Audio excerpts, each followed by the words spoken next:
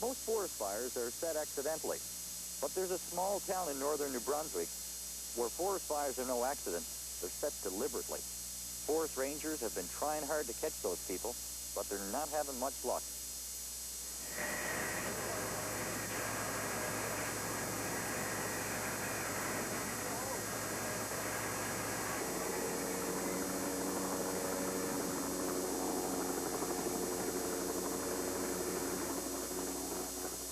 Every year, the province of New Brunswick spends millions of dollars fighting hundreds of forest fires.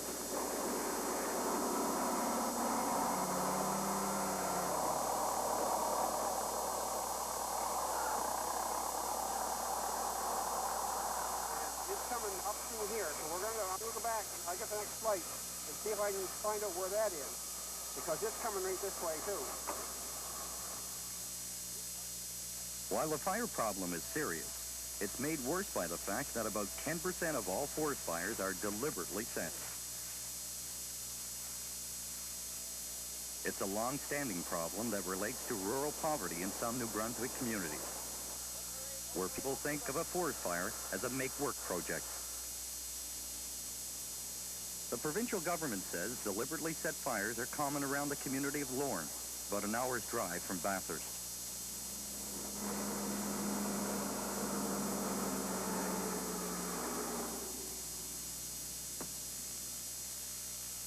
Lorne is a small community surrounded by forests. Depending on where you draw the boundary, about 1,000 people live here. Years ago, there was a thriving lumber industry in Lorne. Nowadays, there isn't much going on. Lorne has a reputation as a rough and tough place, but things were pretty quiet when we arrived. You walk the streets and what do you see? You see nothing. There's not even a canteen or a place to go to, man. It's like dead. Rod Levine just moved back here after working in Toronto for 3 years. Spends most of his time just hanging around. If it was in the fall, well, then I could go hunting, you know. That's about it. Hunting or fishing, that's about the main attraction down here. Unless you drink, and I don't drink no more. Some people have good paying jobs at a local lead mine and smelter, but they're the lucky ones. About half the residents are out of work. Glenn LaPointe is still looking for his first full-time job. Me, I'm going to be 24 years old in October, and I never had the chance once to go on unemployment. Not once. So that's how bad it is. You know, you can ask any young fella around here, and they'll tell you the same thing. Well, there's no work for nobody.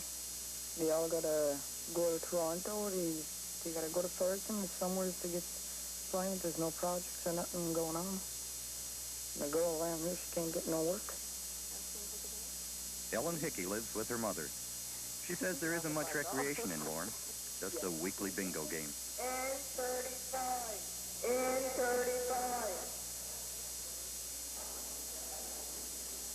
72. 40.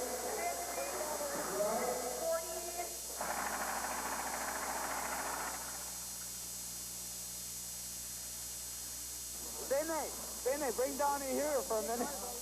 Come here.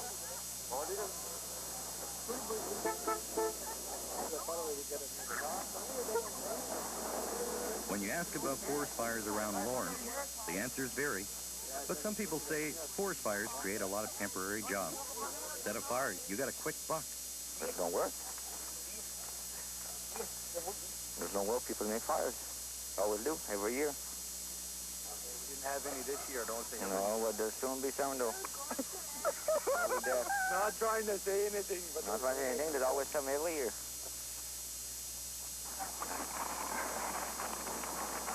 Called a coincidence.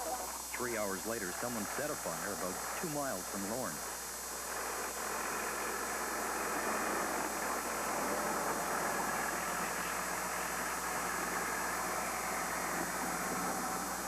Fire ripped through 7 acres of woods before it was brought under control around noontime the next day. A day's work for 20 men. Forest rangers say it wasn't the first fire set deliberately this year, and probably won't be the last. In a typical summer, there will be almost a dozen fires like this around Lorne. Getaway path. That was a good one, man.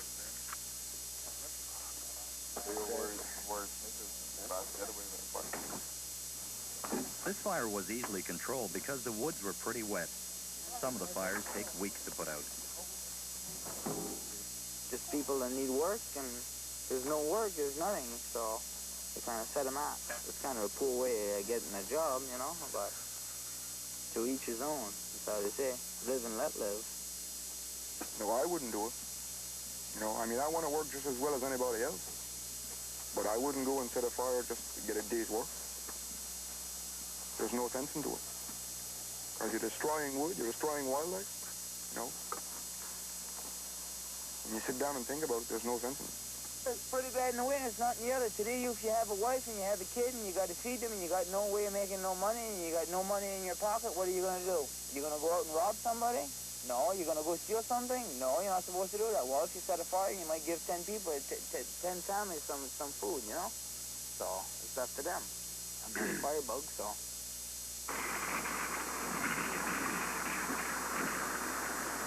The area around Lorne is crisscrossed by hundreds of wood growth.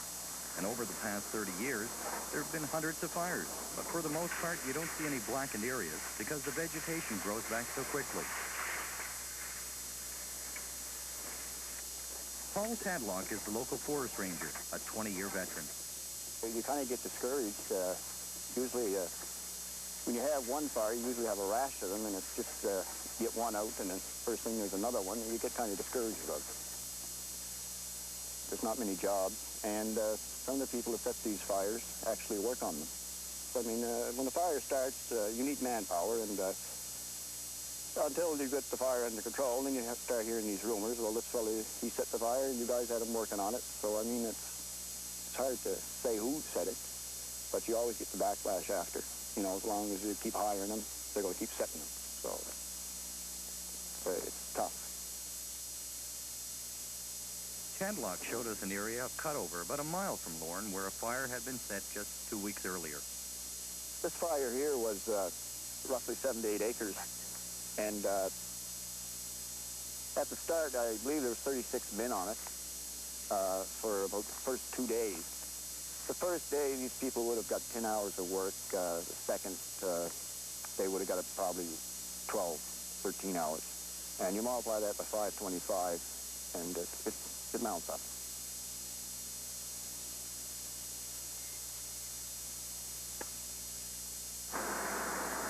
The forest rangers say it's only a handful of people who've been setting the fires, but it isn't easy to catch them.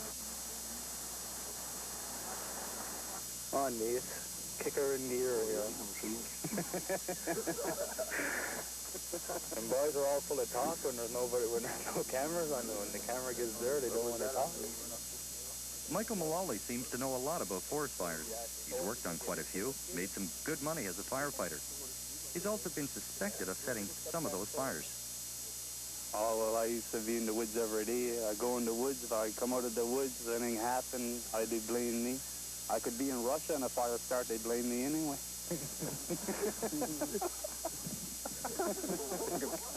They picked me up once. They had me down there 4 or 5 hours talking to me.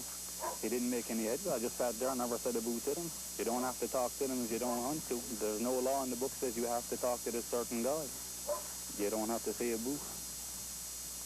But you didn't set any fire? No. I got blamed for lots, but I never saw it any. If I'd ever set one, it'd probably be underneath the police station. I hate them guys.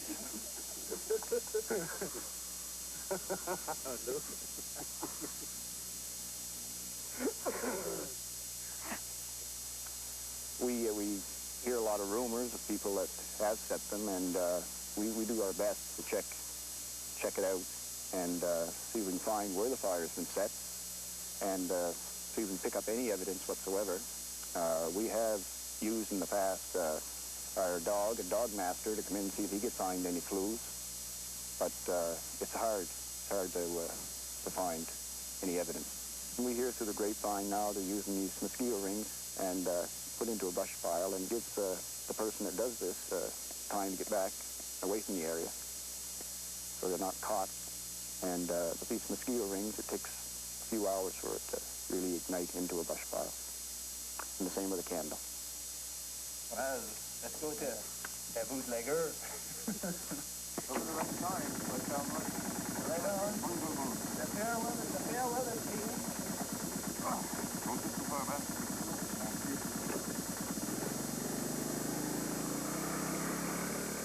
There's a standing reward of $500 for information about the fires, but there are no takers. $500, it just isn't worth it. In order for them to get it, they got to be in court. It still wouldn't do them any good. If they end up in the hospital for 6 months after, it's not giving them any good to spend $500. You got to eat chicken noodle soup with a straw there. It's not too funny. So what you're suggesting is that if they testified against you, they would be beaten up? Kind of. I kicked around a few guys in my life. They were opening their mouth at the wrong time. It's always worth it. I was in court a couple of times over it. Got a couple of fines of $200. But slows you down after a while. You start running out of places. But the things to sell, they get money to pay for your fines. And there's not too much fun in jail during the summertime. It's suffocating that place. It's just like a furnace box. Some places where we had a lot of fires in a 2-week period, we have staked out and watched certain individuals. And you just sit there till from dark all day till dark at night. And then you get back out again and go out the next day the same way. And your stakeout sometimes will last 3, 4, 5 days. Now, what's your luck been so far? Right there now, it's 0. We have nothing as yet. Just a handful that causes all of this. I'll say like the fella, someday their day will come. You know, they get careless. They're going to be mad.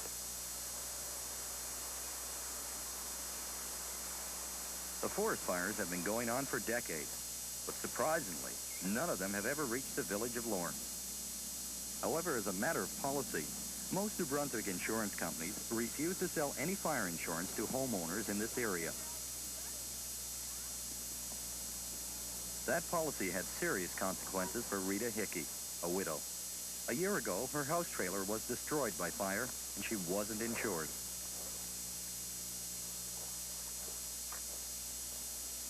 And I had insurance on my trailer for 9 years. And then the year before it burnt, they canceled the insurance. They said they were no longer giving insurance in Lorne because there was too many fires in Lorne, and they would not give no insurance in Lorne. So they canceled my insurance, and then in February, my trailer burnt, and I didn't have no insurance or nothing. I lost everything I had. And reported to the company, yes? The insurance company couldn't locate any files on Mrs. Hickey, but the company conceded that many policies have been canceled, not so much because of the forest fires, but because some people have torched their houses in years past. There are people that did torch their places without not necessarily pointing anybody out, but yes. Roger Rail is the owner of the insurance company based in Dalhousie.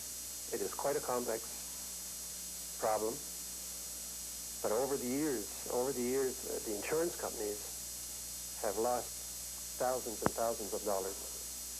Everything we had, we lost it. And I figure it's not right. It's not right because a few houses burnt, but they shouldn't punish all the people in Lorne because a few burnt their house. I know there's been fire in the house in Lorne burnt. They've been burned on purpose, I know that. I can't prove it, but I know it. But they can't punish everybody for what one does. There are areas where you can be selective, but it has proven in the past years that areas like this, we weren't able to be selective. A lot of people complained to the New Brunswick government about the insurance boycott, but the government said it just couldn't force the companies to insure homeowners.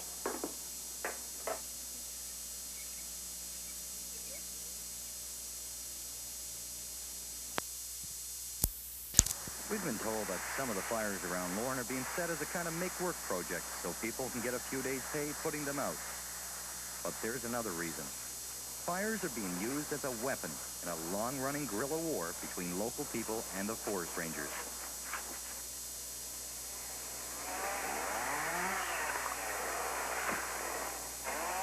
This area is surrounded by Crown land, and a lot of the men are cutting wood illegally.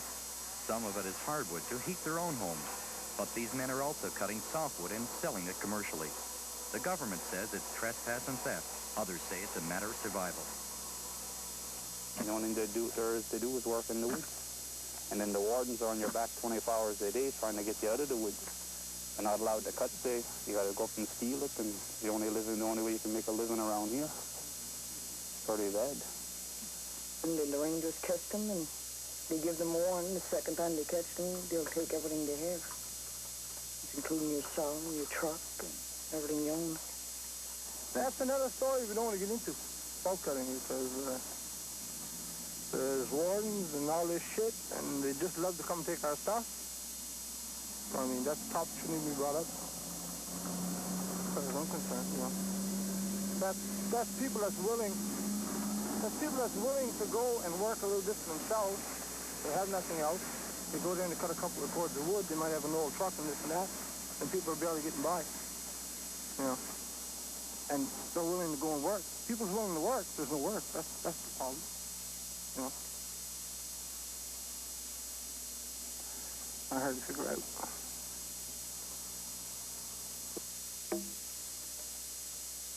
The pulpwood is sold on a thriving black market. Ironically, it ends up being sold back to the same paper company that leases the Crown land. Matilda Godin has a lot of sympathy for the illegal woodcutters. I did hear people saying, well, if there's no work and they can't cut the pulp, that there will be fires. I mean that the land belongs to the government up there, or some of it might be leased to the New Brunswick paper company in Dalhousie, the IT company we call. And if they don't want to allow the people to go there and cut snow pulp, well, what are they keeping it for? For somebody else? So sometimes I think a lot of those fires were started deliberately because they didn't want to leave them cut. It seems to be like that. It seems to show that this is what happens. That we retaliate one way by seizing wood and equipment, and then the retaliation seems to come back at us through a forest fire. We can't cut the wood, so the hell with it. We're going to burn the goddamn thing. That's what the people are going to do, you know? And so this is a protection for them. See, they want to smuggle wood, and finally the authorities, well, they fear to stop them because if we have a dry season, they're going to set fire to the same people. Okay, but you see, I think that of course, we cannot approve of that, and the people don't like that. Fernand Albert is the parish priest. He's lived in Lorne for 15 years. There's no mayor in Lorne, no municipal officials of any kind. So Father Albert is kind of an unofficial mayor. He runs the church. He also does his best to get funding for a few make-work projects. Father Albert says the real problem is poverty, and he thinks the government should set aside special woodlots for local people who are now cutting wood illegally. You see, these people are born in a place like Lorne. It's in the woods, you see. And they don't have, most of the people now, they don't even have a few acres of land. They don't have a woodlot.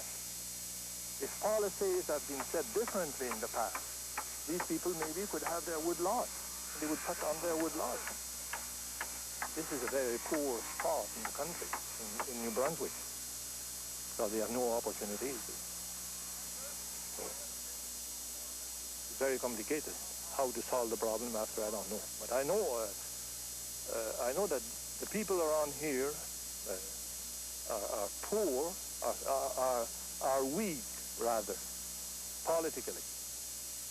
This is different from other places. People are organized and are kind of strong politically. So much so when they have a problem, they are ready, they are organized to protest and so on. These people here are not organized, and so they are weak politically. For most of this past summer, the authorities turned a blind eye to illegal cutting, but in late August, the government decided to crack down. The raid, involving more than 50 forest rangers and police officers, caught the pulp cutters completely by surprise. The result was a violent rock-throwing confrontation in the woods near Lorne.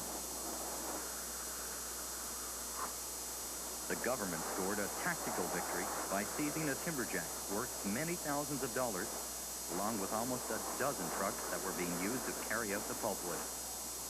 Most of these vehicles had no license plates or any registration.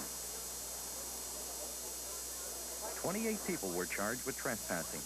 They were incensed, and some of the pulp cutters accused the government of using excessive force. Don Courier said one of the wardens pointed a gun at his head. Both false strangers come in with revolvers. One had attacked me with a gun. He thought my chainsaw was a weapon.